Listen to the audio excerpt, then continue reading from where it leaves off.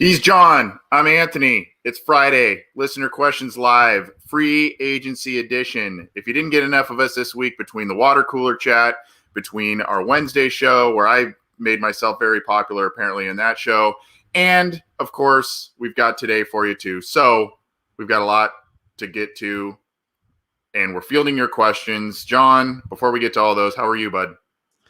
Oh man, I'm already exhausted. It's not even 1:30, but I think some stuff happened this morning that we should probably let everyone know in case they're not updated. Well, let's start your day off right, buddy. You're the GOAT, according to Bengals Anon on Twitter there, and I can't disagree. That's not a question. That's just a fact. It's a statement of fact. Fact. So let's get to it. A lot of roster moves. I'll let you do the honors, sir. You've been doing a lot of work for Cincy Jungle. You've been doing a lot of work for this show. So I'm going to let you do the honors and catch us up where we're at. Then we're going to field some questions. So the Bengals were introducing some of their previously known free agent acquisitions this morning at Paul Brown Stadium. Chidobe Awuzie, Trey Hendrickson, Mike Hilton. And while that was happening, they agreed to terms with offensive tackle Riley Reiff. The details of the deals are still unknown at this point, but I believe Zach Taylor alluded to saying we've got Jonah Williams and Riley Reiff for years, plural. So I'm assuming it is some form of a multi-year deal. We don't know the exact terms of it just yet. And right after that happened, of course, Reiff is going to impact the salary cap a little bit. So the Bengals cut some dead weight, unfortunately. And that includes Geno Atkins. Well, maybe not unfortunately for these two guys, but Bobby Hart and Ryan Finley as well. So that cleared up about $15 million-ish in cap space. And before the Reiff and the Tony Brown and the Mike Thomas deals are official, the Bengals right now, as it stands, have about $28 to $29 million in cap space. So adding one player, officially a new player today, subtracting three, that gives the Bengals, I believe, 58 guys on their current roster at the moment. And while all that was happening, we had some updates on the Kenny Golladay saga as well. Yeah, so the Kenny Golladay saga is now at the point he's currently visiting as we sit here Friday afternoon for some, Friday morning for others, maybe even Friday evening for some who are tuning in around the globe whenever you are. Kenny Golladay is reportedly seeking an $18.5 million per year type of deal. It seems in this type of market with the lower salary cap. What's that? Sorry, go ahead. I think we had an update on Ryan Finley, though. Apparently, according to Ian Rappaport, they have traded him to the Houston Texans. Yes. I saw that as well. So that's interesting news that we were going to pop on here as well. So Ian Rappaport saying rather than releasing him, the Bengals traded quarterback Ryan Finley to the Texans. I would assume that the yield for that would be minimal. I don't think you're going to get much. If you got a 7th round pick and a player for Carlos Dunlap, I don't know what you're getting for Ryan Finley, but who knows? The Texans are kind of doing some wacky things as of late. But yes, it sounds like Ryan Finley is going to be traded. As for Kenny Golladay, it appears that he, according to reports, is looking for something in the $18.5 million per year range. So I don't know if he's going to settle for less. I don't know if he's visiting with the Giants. I don't know if they're going to propose a multi-year deal to make that's more appealing than supposedly the 1-year deal that the Bengals have offered him. Some people are saying, hey, Kenny, take the 1-year deal and go. Outside of the Bengals circles are saying that. So that's kind of where we are. We usually don't do a big news update here, but I guess if you're going to tee up questions for us, we kind of wanted to paint that picture for you so you have a little bit of background and you're caught up on where we are with things. Anything else that we need to discuss before we start taking some of these questions, John? Well, we probably need to discuss what the Texans are thinking with Finley, but that's a whole other thing. No, I think we're all up to speed, and I'm sure we have a lot of stuff that's going to pull in. But I guess we can start with the Golladay news because we got a lot of questions about, is he worth $18.5 million? I think the key stipulation here is that's a per year desire, and that's only if Kenny Golladay gets a multi-year deal. I think that's not the price tag for what he's looking for on a 1-year basis. I think a benchmark to look for that is what Will Fuller agreed to with the Dolphins yesterday. I think he got like $11 million with some incentives. The Bears offered him in that $11 to $12 million range. We don't know what the Bengals offered him, but whatever the Bengals offered him, it was not $18.5 million for just 1 year. That makes no sense from a salary cap perspective. Kenny Golladay, that's what he's looking for from a multi-year basis. And the question is he going to find that? Is that what the Giants are going to end up offering him if they offer him anything at all. Like they're doing their entire due diligence on him. They're meeting with him. That there's no offer set with that. And we don't know how many other teams are in this race. We know like the Ravens were inquiring about him, but there could be some other contenders in there as well. So the $18.5 million price tag, I think that's just for a multi-year average annual value estimate. It will not be what he gets on a 1-year deal. Okay, so here we go. Here, Brad Maxon on Facebook. Do you think he signs with the Bengals based on some of these reports and the numbers he's looking for? I don't think the Bengals like to pay wide receivers. They have paid wide receivers traditionally. They've paid wide receivers that a lot of money that weren't even very good for them. Lavernius Coles, Antonio Bryant, they gave a lot of money to, who never even played it down for them. So, I mean, they are willing. And what's weird is they were willing to make those kinds of deals and not pay TJ Hushmanzada, who made a Pro Bowl with them. So it's kind of like, you know, it's a weird dichotomy that they have there. But I mean, the Bengals like to pay wide receivers. Now, with a T. Higgins on the roster, I don't know that you're, even though he's on a manageable rookie contract, I don't know that you're looking at $18.5 million. I think the Bengals will probably need to up their ante a bit. It's just a matter of, you know, what is too rich for their blood? And does the Geno Atkins release play into that? Does the Bobby Hart release play into that? Or was that all part of the plan and just kind of works in the signings that they have already under their belt? Right, and I think we can assume that the Riley Reef deal has no bearing on their negotiations with Kenny Golladay. Like they had room to do both of those moves along with the moves that cleared up space. But again, like we don't know what that initial offer from the Bengals was. We can assume it was in the range that's similar to the Bears. But yeah, if they have to go a little bit higher than that, maybe. It didn't really seem like they were like targeting Golladay in the first place. It was more of the lines of he came to him about playing with Burrow for a year. And I think if that's if that's like the type of deal that he has to settle for, and he's got options about 1-year deals, I think the Bengals would still be a prime candidate to be the one that he accepts, because you just compare the situations. Is he going to take a 1-year deal to play with Andy Dalton and Allen Robinson in Chicago? Albeit Chicago is where he was born. He played it in college in Northern Illinois, but you know, it's all about what he wants and what he thinks he can do to maximize his value to get up to the price tag that he wants next year when the cap goes up. Well, I think some people are saying, you know, I'd pay him $10 million or something for this year. Well, I mean, Will Fuller, I think, agreed to a 1-year deal worth about $10 million at this point. Right. So, you know, I think you pay more for Kenny Golladay than you do Will Fuller, based on, even though both have had some injury issues. I think, you know, Kenny Golladay, when healthy and ready to go, just gives you a bit more than Will Fuller. Will Fuller gives you the speed and the deep threat. I think Golladay can do some of that, but not as much as Will Fuller. But I think, you know, in terms of, you know, a down-to-down basis, I think Kenny Golladay gives you more. And, you know, I don't know if it's $18.5 million for one year. That is a bit rich for my blood as I sit here right now. But Bengals lost AJ Green. They lost John Ross. They lost Alex Erickson. They retained Mike Thomas, but they've got some gaping holes in that position group. So they need to get some talent. You know, maybe Chase is now the pick because they got a tackle in Reef. We have a question there. I guess there's a lot of questions that center around that. We've got Lee Jones. You know, if Sewell's not there at 5, what are the odds of Kyle Pitts now? Mike Holbrook, our buddy there. I think we will add more offensive line and free agency. And then the big fan of John Sheeran, Bengals Anon on Twitter, saying, do you all think Sewell's on the table with the quote from Zach Taylor earlier? So it's kind of like, you know, what happens at 5 now with Riley Reef in the fold, potentially a Kenny Golladay? What happens at 5 now?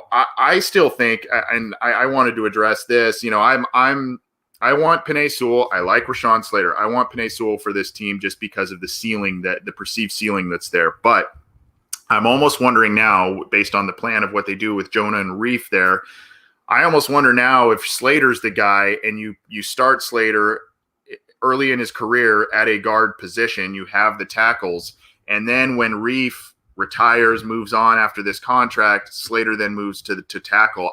Because Slater seems to be a guy who can do both, whereas Sewell doesn't seem to be a guy who can do can play a guard position and tackle. He seems to be a pure tackle, whereas Slater seems to be able to do both.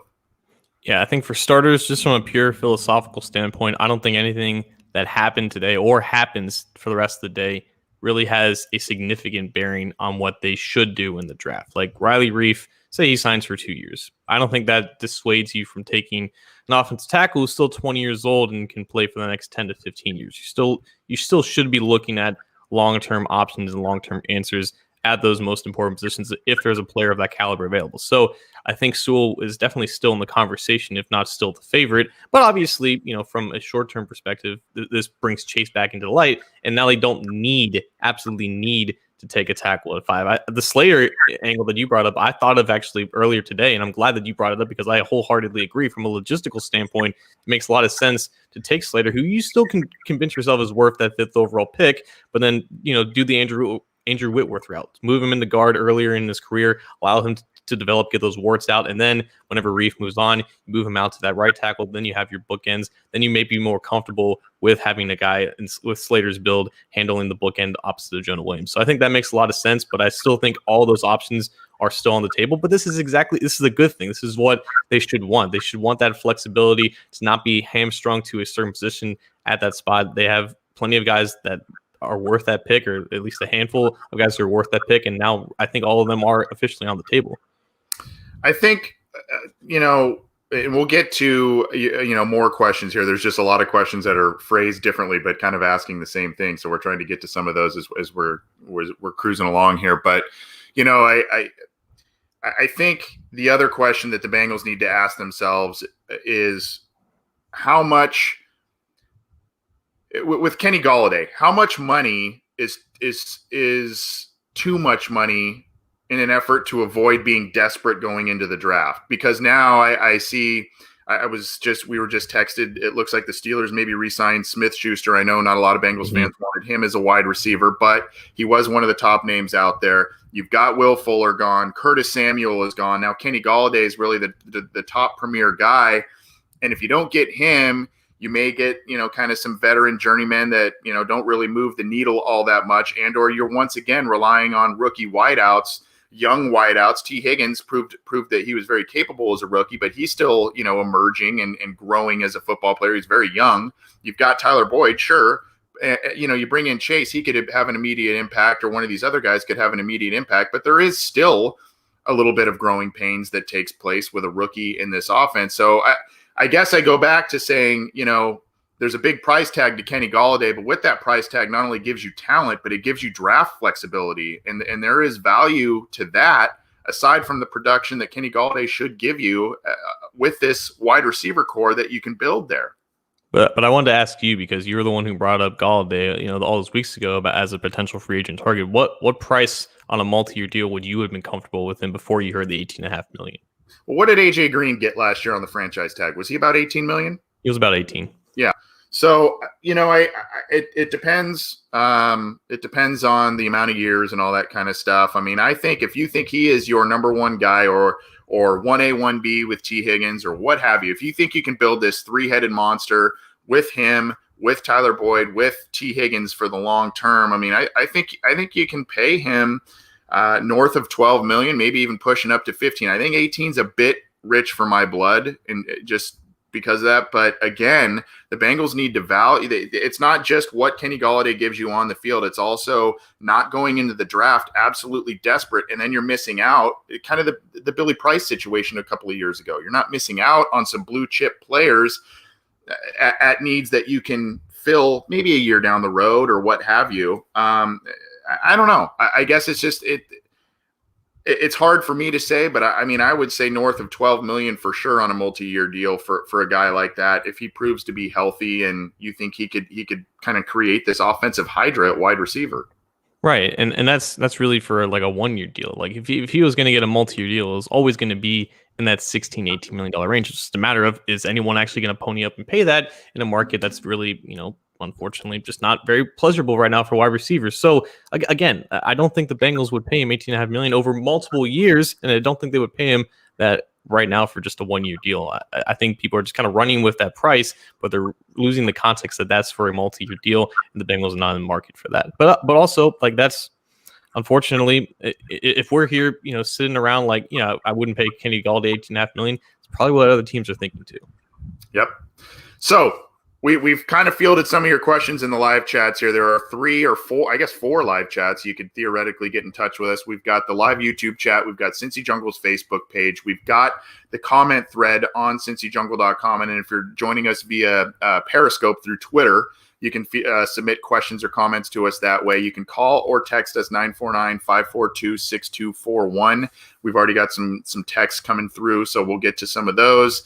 Email is the obinsider@gmail.com. We'll kind of be monitoring that. You can get us on Twitter too. You can notify us at Bengals OBI if you would like to have your questions answered. We're going to be here a little while longer. We've got a lot of people joining us in a variety of different platforms. So good to see all of you. We've had a lot of viewer engagement, really. For the better part of this and last year, but really this week we've seen a good uptick with the interest of everything going on with the Bengals. So we appreciate the support on this program. John, let's go with a text. I thought this was pretty cool. 606 area code Justin. I'm a longtime listener and religiously listen to everything you guys put out, as well as on the other Bengals podcast. My question is, when Zach Taylor was first interviewed by the Brown family, do you think he laid out a 3 to 5 year plan, and that's why upper management is being so patient with him as head coach despite the losing record? Realize it takes time to build a team, so I'm guessing Zach's plan was a year 1 evaluation of roster, year 2 get your quarterback and solidify linebackers, year 3 solidify entire defense and add playmakers, year 4 fill any weaknesses and make a Super Bowl run. Do you think this is similar to the plan that Zach laid out? I think that's an excellent question, not just because of the immense compliment that was paid at the beginning of it. I would like to think, John, that's probably – you'd have to believe that Zach said, look, this is the vision. It's got to be at least 3 years here. You got to give me at least 3 years. And I would assume the Bengals value that. They are a patient franchise. I don't think the plan was as specific as that, because they have no idea what positions are strong in the draft and free agency, 2 years out into the future. But I do think that, that's what the Bengals do. They don't give up on coaches. They would never give up on a coach after just 2 years. We kind of thought that might have been in the cards had December not played out what it did, but they were obviously incredibly infatuated with Taylor. I think at least Jesse allbengals.com mentioned that, they love Taylor, and he better ask for everything that he can right now, because they're still smitten with him, and that's been the case since they hired him in 2019. It took a lot for them to move on from Marvin Lewis, and they ended up finding someone that they feel confident that can build them a winner. But also, I think with the hiring of Taylor, it kind of led out of the autocracy from Mike Brown and into more of an oligarchy with Katie Blackburn and Troy Blackburn, and now they're the ones kind of running the show. Mike Brown's kind of taking a step back, and that's why you're seeing more aggression into getting outside targets, still for the same contracts that the Bengals like to offer their own guys. But that's kind of what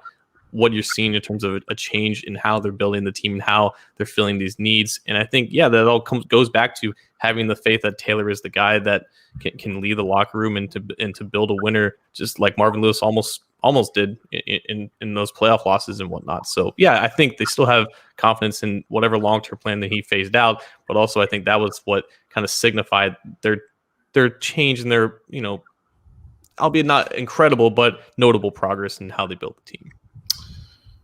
Yeah, good question there, though. I think obviously there has to be some form of a plan that he sold them on, and they seem to be very enamored with Zach Taylor despite the wins, losses. And the other thing that he seemed to, like you kind of alluded to with the skill positions or the wideout position this year, that they apparently are looking to offer some money. The last 2 to 3 seasons, especially the last 2 seasons, the Bengals have been pretty aggressive in free agency, outside free agency, getting some outside faces, kind of having a little bit of a focus more on those guys. I mean, you can even look back 2019, it was a lot of inward signings and whatnot, but they did go after Shaq Barrett that year. And we know who Shaq Barrett became when he left for Tampa Bay. So I think that was a big part of the vision that Zach Taylor sold, whatever that plan was, we can't just draft and develop is great, and you got to keep your core players, but you have to supplement that with outside help, established help. And I think he's been pounding the table for that, and he's gotten some work done, maybe not all of it. We know that the Bengals did not offer big deals to some of the top tier guards once again this year. So that is what it is. But I think that part of the plan at least was the free agency aspect with outside players. Right. Where else? You got one for us here? Do you see one that's spiking? Yeah. So I wanted to go with Darren Hughes in the Facebook chat. He's asking, who is one free agent offensive line left that you would like the Bengals to sign? So the pickings are kind of bare, but who are you looking at right now? Well, I think the low hanging fruit would be Trey Turner, and that's a mixed bag there too. Before last year, he was a pretty solid guard, solid starter, and then last year you've got you've got a really poor PFF score for him. I think he was on the Chargers, right? So he had a really poor PFF score last year, and that's caused him to be out of a job. And the other one that's floating out there, John, and I don't know exactly what this would look like, both contract wise and how he's looking, conditioning wise, football shape wise, all that is Warford. I don't think he's signed anywhere yet. So, I think the Bengals need to do something on the interior offensive line, and it needs to be someone that at least has somewhat of an established track record of some form of sustained success in the NFL. I know they went after Suafilo last year. He was a guy who was a pretty high draft pick, but overall didn't really do all that much. He had a couple of nice moments throughout his career, but really not, for a lot of snaps, a lot of seasons strung together. That's why I like the Reef signing. I think Reef provides consistency for the most part. I don't think he's an absolute star in the league, but I think he's an above average starter, and I think it's an upgrade to their offensive line. So I hope they do something like that with the offensive line based on who's out there. The other option might be a trade of some kind, a player trade. And I don't know exactly what that would look like and who may or may not be available. But if they are dead set intent on improving that offensive line and maybe not paying the $16 million or whatever that Joe Thuney got, that might be an option for him. Yeah, I think Turner is the guy that you should probably watch out for until he gets signed. I mean, people were, asking like, why the hell aren't they signing an offensive lineman? Where are they going? Well, this is about the time when those offensive linemen that the Bengals were targeting in terms of like the value options. This is the time when they're probably going to go off the board. And I think Xavier Suafilo was signed like a day or two after they made their splurges with Trey Waynes and DJ Reader. So I doubt that Trey Turner has that much of a market, coming off of a bad year, coming off of an injured year. Like, that's not a guy that really signs in the first few days of free agency. Of course, this year has been a little bit different, where it's not specifically the tier ones and the tier twos all go off in specific waves. It's kind of like everything, kind of going off at the same time, and you have some questionable players getting new deals at the same time as the Joe Thuney's in the world. So I think with Turner, there wasn't ever really a big market for him, and now they can kind of focus on him as they still have cap space to go. And remember, they don't have a true right guard on the roster, but as a guy who is still 27, 28 years old, has played well in the past, I think he makes a lot of sense for what they look for. John, you know what time it is? It's Terrell time. It's Terrell time. Terrell, what's going on, buddy? How you guys doing? Good to hear from you as always, my friend. Wouldn't be a Friday without hearing from you. What's going on? I'm good to hear from y'all. Y'all turned into superstars now, man. Y'all crossing over. Nah. I gotta say though, I love the defensive backs, man. Because I kind of wanted the guy from the Cowboys. I can't pronounce his last name. I'm sorry. Uzier. But his athleticism is crazy. I like Hinton because he reminds me of Little Peanut from back in the day from the Chicago Bears. Yeah. And I really do I really do want Kellen Mond in the 5th or 6th round, but it's looking like he's about to get down in the 3rd round. But I just want to know what's your late round picks and that you could feel that we could fill in, especially. And then the last thing I was gonna say was I know we blowed up the linebacker core. We're going to blow up the offensive line just like that and just draft 3 or 2 back to back.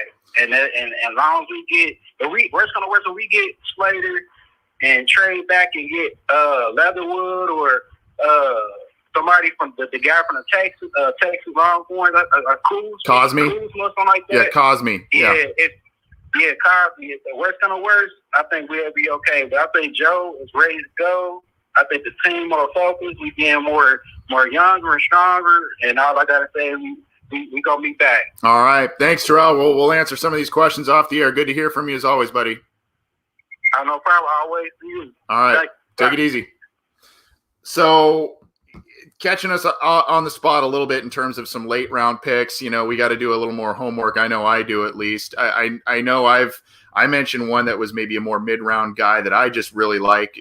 I know I'm partial to USC, and I get razzed about that a bit, but I like Jay Tufele, the defensive lineman, the interior defensive lineman. I think that's a spot that the Bengals need some help with, especially in the wake of Geno Atkins now being released. They did sign Larry Ogunjobi, which I like that deal. A little expensive, but I like that deal. I like the upside potential there, but they need to bolster that and get some other youth and versatility on the interior defensive line. So that's one guy that, just kind of sticks out as a mid-round guy. I think running back could be in play maybe on late day 3. I know the Bengals have a lot of capital invested there, but that may be a position they look at, John. Yeah, Terrell. Sorry, I don't really know any of these late round prospects just yet. I think that's a project for me later this month or into February. But a guy who used to be a late round guy was Quinn Marinez, and now he's probably in that day 2 conversation. And I don't think this was actually said, but I was told that Frank Pollock and Christian Sarkisian were both at Marinez's pro day. I think that, like, his pro day and Rashawn Slater's pro day, they're within like an hour or 2 drive or something like that. So I think they both went to see both of them. But there's clear interest in Marinez from Pollock's side. It's good to see him, actually seeing him face to face in person. I'm sure they saw what he did at the pro day. But if you're talking about adding an offensive lineman outside of the first round, that's a guy that I would remember. Yeah, and I think because we talked about it a little bit with like Matt Filer, we talked a little bit about it with Slater. The versatility, the ability maybe to, because you've now brought in a Riley Reef, the versatility and the ability for a player to maybe play some guard initially, plug that hole, and as a rookie, and then, as a Reef moves out of the picture because of age or whatnot, you then move that player as they continue to groom as an NFL lineman to an outside tackle position, where that's Slater. I think Cosme's played all over the line as well for the Longhorns, if I remember correctly. So that's an interesting guy. I don't know exactly where he's slated to go, but some of those players maybe where you can get a little versatility out of them. Unfortunately, with the Bengals not having any compensatory picks and not having the slew of picks and the roster holes that they do have, I don't know that drafting 3 linemen is what they're going to do. They might. I mean, they did it with linebacker basically, but I don't know that they're going to go that route this year. Do you have thoughts on that, John? Because we're being asked that a couple of times as well. Yeah, I mean, I would still expect them to draft at least 2, depending on. I mean, again, they can add a guard and Turner in free agency, but they still need at least like 4 new bodies before training camp opens to get to the 14-15 spot. And I don't think they're going to bring in 3 or 4 undrafted guys. So I would assume 2 offensive linemen get drafted in April. I would say that's probably the wheelhouse. Yeah, over under 2. I think 3, just especially if you don't get Kenny Galladay, you might see something different. We got another good friend on the line, Andrew from 513. Andrew, what's going on, buddy? Hey guys, what's going on? Well, good to hear from you. It's always good to see you in the chats and stuff, and good to hear from you on the phone. It's been a little while. What's going on, bud? Oh yeah, not much. I'm actually taking a little break from work. I'm working from home these days and taking a little break to watch your show. Awesome. Yep. So I pretty much wanted to call in. I don't know if you guys talked about this earlier. I jumped in kind of the last 10 minutes or so, but I just wanted to talk about Geno Atkins. I mean, I don't know if fans really realize how big of a deal this is today, losing Geno, and just wanted to hear your thoughts on that, and if you still think he has some gas left in the tank there and think he'll flourish elsewhere. Well, it's been a couple of days of swan songs to very important players. I haven't seen it yet because I've been prepping for the show and doing other stuff, but I hope the Bengals put out a nice homage to Geno Atkins on his way out as well. He you could argue was the Bengals' best defensive player ever. I mean, there's a strong argument there to say that, and there are a lot of good defensive players on this team that have come through this door, but he's done so much. He was kind of part of that revolutionizing the interior defensive lineman position.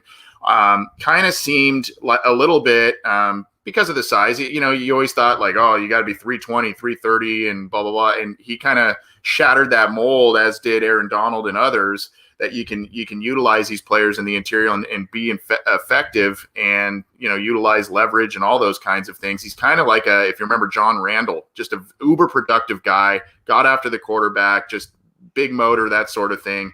I think he's got a little left in the tank. How much, I don't know. It wasn't, thankfully for him, it wasn't necessarily a knee or ankle or something like that. It's a shoulder thing. So I think if he lands in the right spot, he could still be a productive guy to some level. I hope he gets Hall of Fame recognition, John. I think he still has probably 2 years of just quality, decent play in him left. Like, I think we have to remember, like, for him to succeed at that size, like, his athleticism overall was just so extraordinary and so rare for that position. Like, that's how he won. That's how he became such a dominant bull rusher. That's how he won with quickness with his hands. Like, eventually, like, most of the athleticism is going to go. And I don't know if it all would have evaporated this year. We didn't really get to see him at his best. Because he was dealing with that shoulder injury. But say he's fully healthy and he enters the season with 100% health, I think he can still be a quality player. And that was always the argument for bringing him back on either a pay cut or a restructured deal, because they weren't going to take on a $14.5 million cap hit for him, especially after signing Larry Ogunjobi to $6.5 million. So I think he still has another year or two left. And for him, the more production he gets, the more he bolsters that Hall of Fame resume. And just saying that, like, the Bengals had a Hall of Fame player play for them for 10 years. Like, I think with AJ Green, it's more of a question mark whether he actually gets in or not. I think with Geno, him being a 2-time All-Pro, 8-time Pro Bowler, a guy who made the 2010s All-Decade team, I think he has the strongest case of any Bengals player that ever played aside from Anthony Munoz. And the fact that he played most of his career with the Bengals, Andrew's right, man. It's a lot to kind of, like, I guess,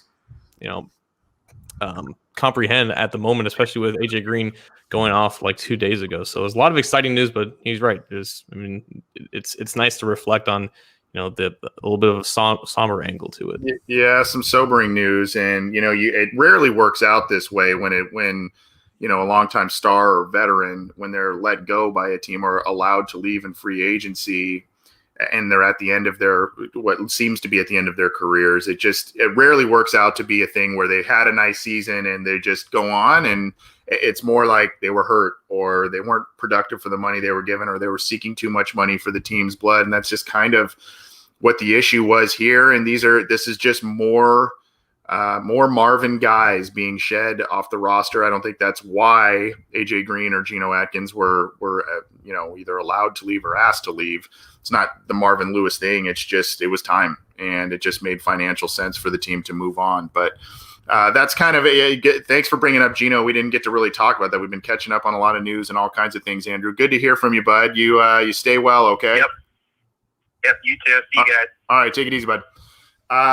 Good to hear from Andrew. He's always in our comment sections and everything. He's a good guy, and always pleased to hear from him. So, John, where are we going next? Do you see, we've got a few more minutes here. Do you see another one that's piquing your interest?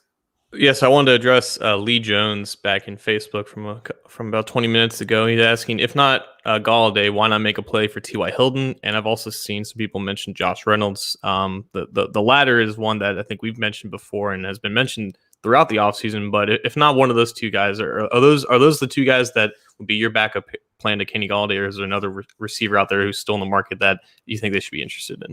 Well, age-wise and fit-wise and all of that, Reynolds seems to make the most sense. T.Y. Hilton's on the wrong side of 30, if I remember correctly. I like the speed, but he had a couple of nice years. But overall, I don't know. I guess I would, if I'm Zach Taylor, I would say, well, give me Josh Reynolds. Give me a little bit more of the size, a guy that knows some of the systems we're trying to run, and can maybe do some of that contested catch type of stuff that we wanted out of Kenny Galladay. I don't know. I think at this point, if you're the Bengals, you got to kind of go all in. As much as it makes sense for you, maybe you get a little bit out of your comfort zone. But I think if you make a play and you get Kenny Galladay, I think your football team really, really improves. If you bring in a Riley Reif and a Kenny Galladay back to back like that. So I really hope the Bengals get Kenny Galladay. I hope they don't get our hopes up. But I think at this point, for me, Josh Reynolds would make a little more sense than T.Y. Hilton. I don't know what you think about that. Yeah, Reynolds is the guy that again, we should have been watching out for from the very beginning. A guy who wasn't ever going to have a strong market to begin with, and especially now that what we've seen with the receivers. But yeah, other than him, not a lot of other great names out there. Is like maybe Isaiah McKenzie from the Bills. He was drawing interest from the Chicago Bears. Antonio Brown's still out there. I doubt that's going to happen. But then Danny Amendola or Chris Conley, Adam Humphries, Golden Tate. It's a lot of options. You would rather probably just consider just taking one early in the draft. And that's what a lot of these teams are thinking. Like, why take, spend, $3 or $4 million on some of these guys when I can get someone with higher upside who's younger in a promising draft class. And I feel like we always talk about, oh yeah, the next receiver class is going to be great, but that's unfortunately the reality right now. So if they miss out on Galladay, I don't even know if they're expecting him to take their offer at this point. I would pencil in Josh Reynolds because they do need another receiver. They let Alex Erickson go to the Texans. I guess they watched him go to the Texans. AJ Green, John Ross are both gone. They need to fill a body there before the draft. Let's have a little fun here. I got one from our buddy Jared, Knight Rider Stan account at Jared's new account. If you could have one superhero power, what would it be, John? We've been so into the Bengals realm right now. I thought there's a couple there that we can answer that have a little fun with.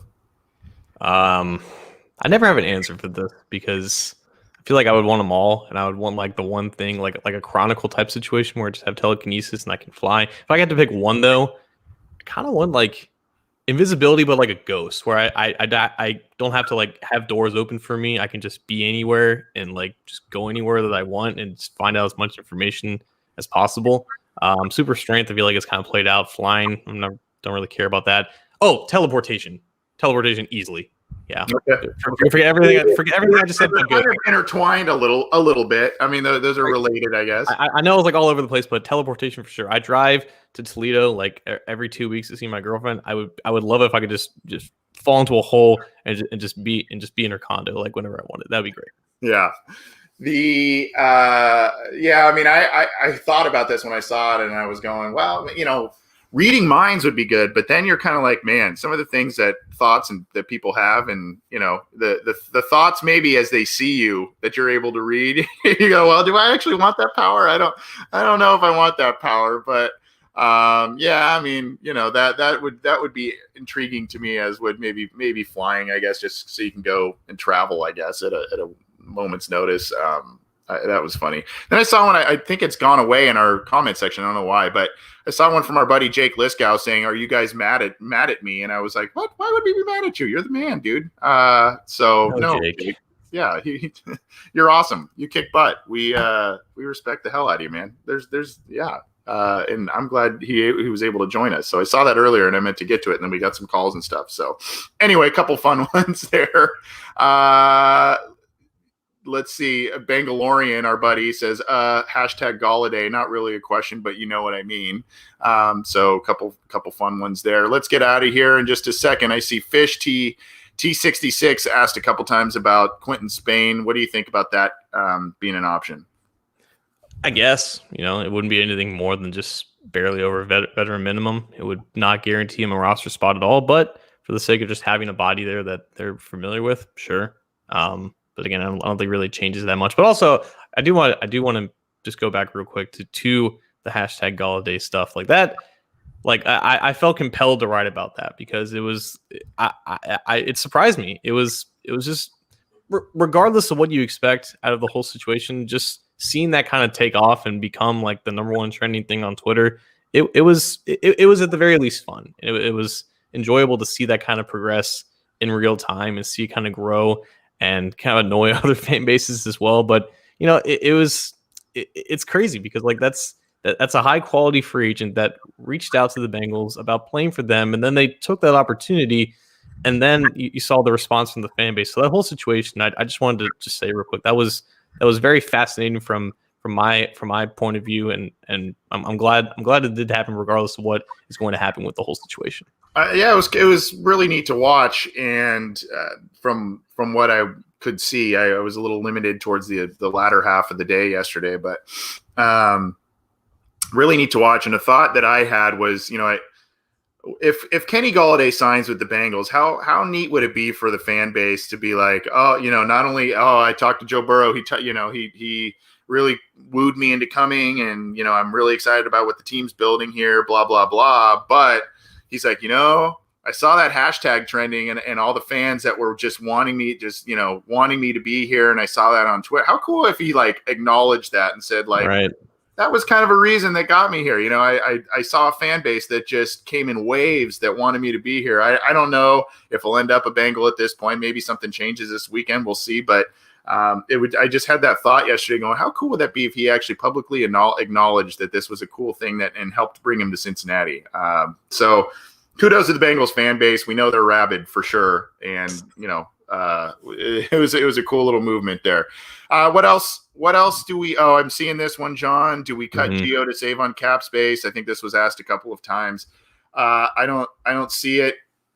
I don't see it happening in terms of as of yet. But again, if they sign a Kenny Golladay, they may need to say, "Here's the deal, guys. You know, we got to shave some space here."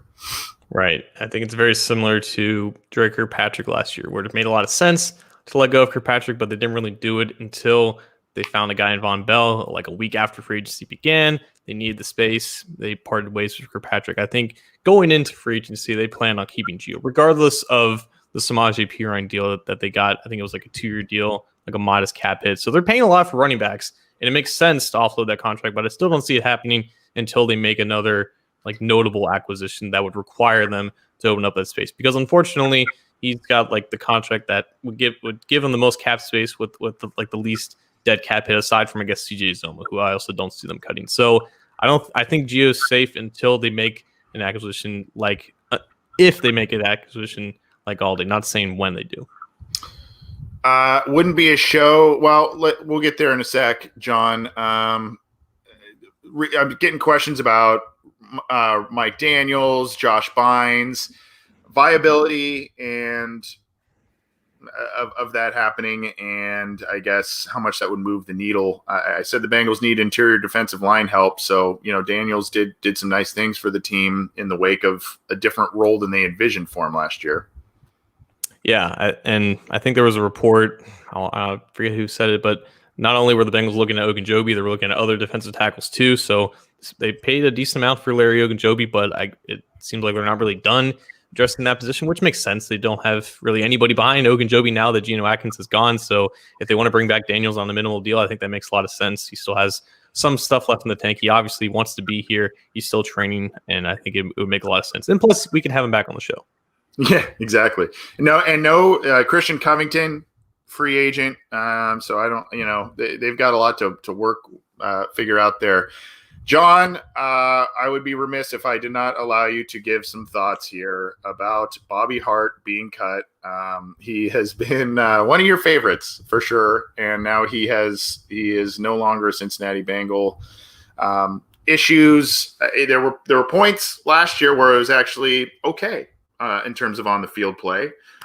There were a lot of things over the past couple of years with a lot of issues of on-field play, some stuff on social media that a lot of people did not like that he was putting out there, and now he is no longer a Cincinnati Bengal. So I thought I would let you give some thoughts on that. I know this may be a good day for you in that regard. So I thought about writing about this, putting something together before he got cut just so I can get it out there, but I didn't really know how to really put it into words. So screw it. We'll just go a cappella, I guess. With Bobby Hart, like eventually it became to the point where you can't really blame him anymore. You can only just blame it on the people who make these decisions. Bobby Hart does not decide whether or not he starts or not. That's up to the front office giving him that contract that dictates he should start. It's up to the coaching staff that continues to put him out there and just see the results that should have been very obvious to them. So to a certain point, the whole hate about Bobby Hart, it got to an unnecessary point, but he didn't help himself with the person that he was, or the person he expressed himself to be. And I thought the comments he made on social media about Trey Hopkins, which apparently was nothing, which it kind of seemed like it should have been something, and the whole anti-Semitic statements that he made, and the whole anti-homophobic statements that he made, I think it was more the latter than the former. Like that didn't help him, and it just like I want to stay pro player for the most part.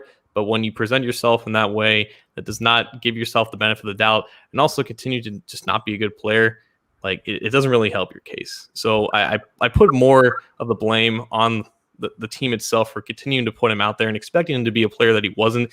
but he definitely didn't do himself any favors to the person that he was. So, he's got enough money that to do whatever he wants in life, and if he ends up in another NFL team, so be it. But I